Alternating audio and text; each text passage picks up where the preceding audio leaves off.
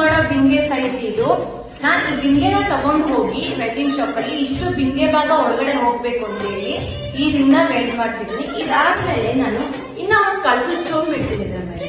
So ಈ ಕಳ್ಸದ್ ಚೋಮ್ ಬಿಟ್ಟಾಗ ಇದು ಕುಕ್ಕೆ ಭಾಗ ಅನ್ಕೊಂಡಾಗ ಭುಜ ಇಲ್ಲಿಂದ ಎಕ್ಸ್ಟೆಂಡ್ ಆಗಿ ಮಣ್ಕೈ ಇಲ್ಲಿವರೆಗೂ ಬಂದಿರುತ್ತಲ್ವಾ, ನೋಡ್ಬೋದು ನೋಡಿ ಈ ತರ. ಸೊ ನನ್ಗೆ ಭುಜ ಈ ಲೆವೆಲ್ ಬಂದಾಗ ಕೈ ಈ ಲೆವೆಲ್ ಅಲ್ಲೇ ವೆಲ್ಡ್ ಆಗ್ಬೇಕು ಅಂತ ಹೇಳಿ ವೆಲ್ಡ್ ಮಾಡ್ತೀನಿ ಮೆಜರ್ಮೆಂಟ್ ಕೊಟ್ಟು.